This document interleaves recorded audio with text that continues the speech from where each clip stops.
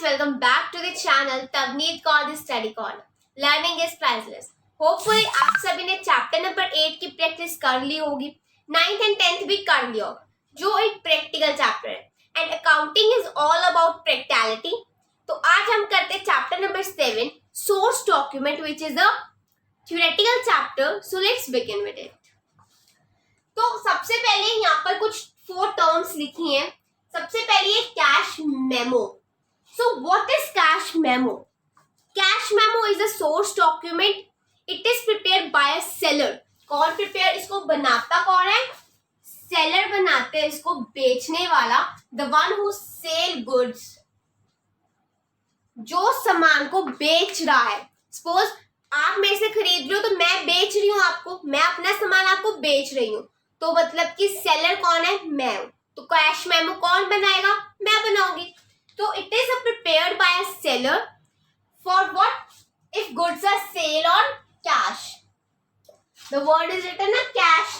If goods are sale on cash, अगर आप मेरे से सामान खरीद रहे हो और मुझे पैसा हाथों हाथ दे रहे हो, तो मेरी जो सेल हुई है वो कैश में हुई है, मतलब कि मेरे को उसी टाइम पैसा मिल गया. तो मैं क्या बनाऊंगी? Cash memo.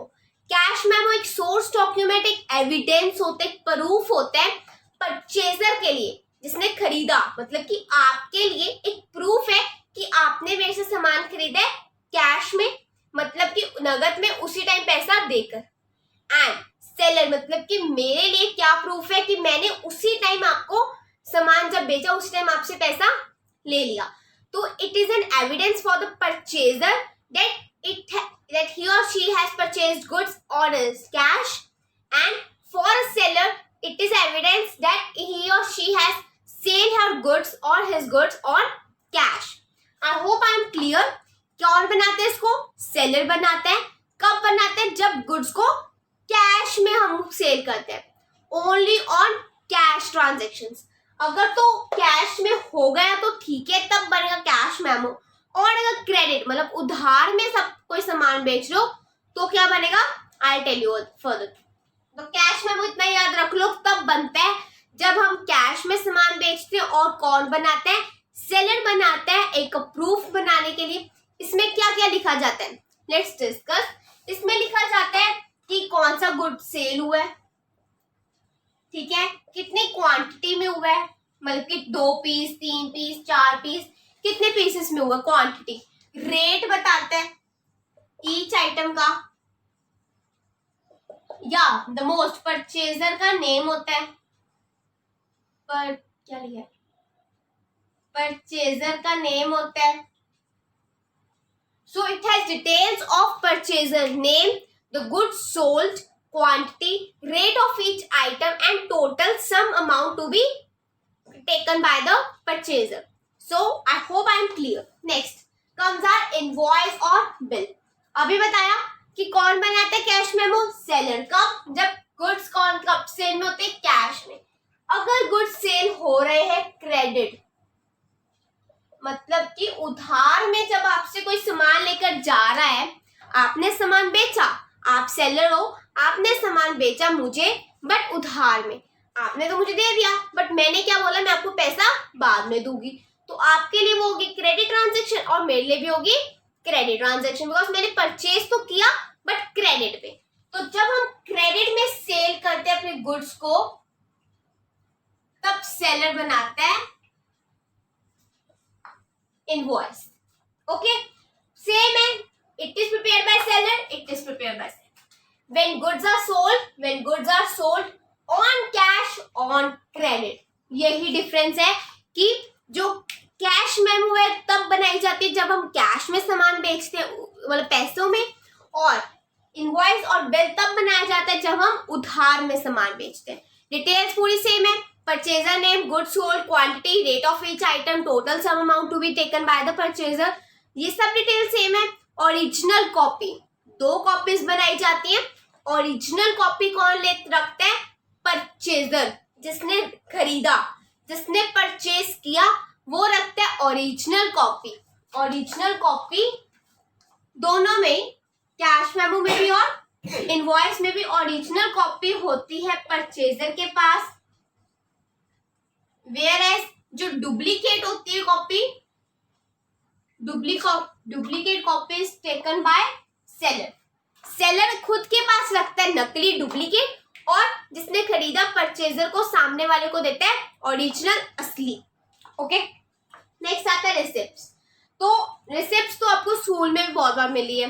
जब आप फीस को डिपॉजिट कराते हो या फिर जब आपको फाइन लग जाता है, तब आप क्या देते हो, स्कूल वालों को कैश देते हो, मतलब कि 10, 20, 50, 100 जितना आपको होता फीस, जब फाइन आप उतना उनको पे करते हो और आपको वो क्या देते हैं बदले में, receipt.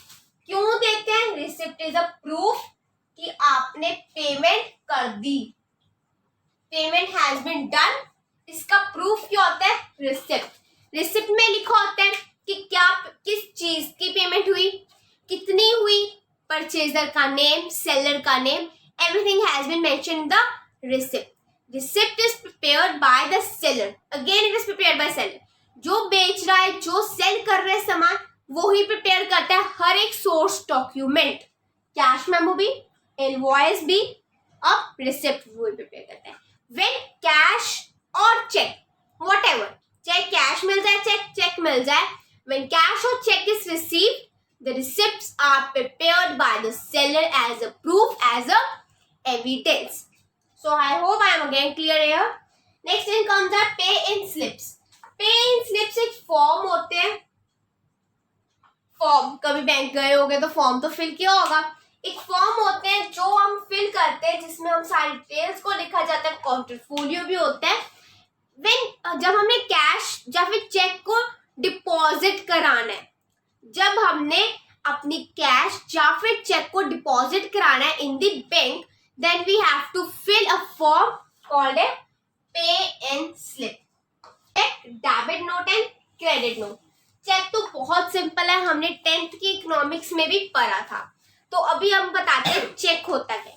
Check is a form जो कहां से मिलता है? बैंक से, जिसके ऊपर एक वर्ड लिखा होता है पे टू।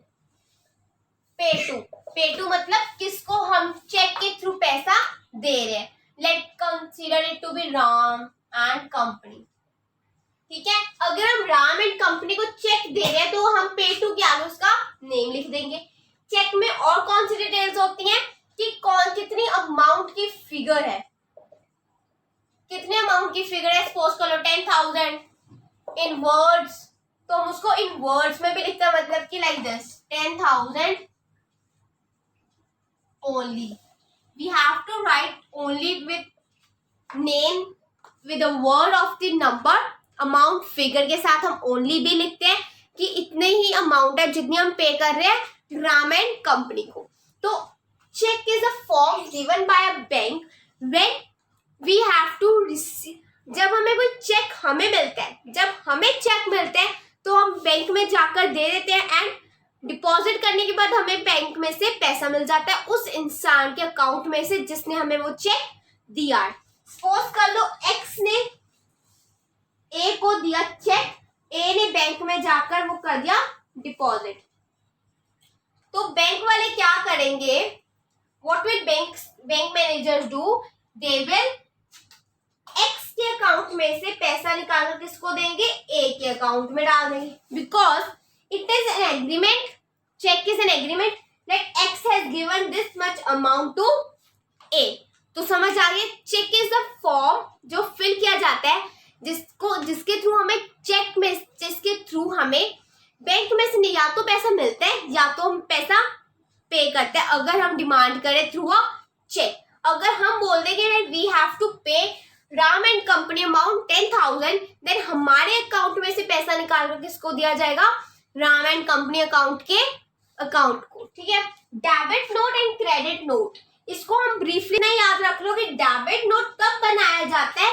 जब हमने शो करना है कि हमने ये, जैसे डेबिट नोट है तो जिसका यहाँ पर नेम होगा, let's suppose Ram and company, again Ram and company we are taking. Debit note is a note prepared by the giver, जो दे रहा है उसके द्वारा बनाया जाता है, सेलर के द्वारा एंड परचेजर दोनों के द्वारा बनाया जाता है, तब जब वो शो करना चाहते हैं कि उन्होंने डेबिट को पे कर दिया है, जिसके नाम पर डेबिट नोट बना है। अभी जैसे हमने राम एंड कंपनी के नाम पे बनाया है, तो हमने डेबिट, हमने अपना पैसा जिसको देना था अपने रामेन कंपनी को, वी हैव पेड इट, तो it is a debit note. And credit note में क्या होता है, हमने डेटर को, डेटर वो पर्सन जिसको हमने पैसा देना है, तो it is a liability, it is a liability. तो डेबिट क्रेडिट नोट में क्या होता है, that we have paid our credit to a debtor, debtor जिसको हमने पैसा देना था उसको हमने पे कर दिया, ये होता है डेबिट क्रेडिट नोट में। It is also like this.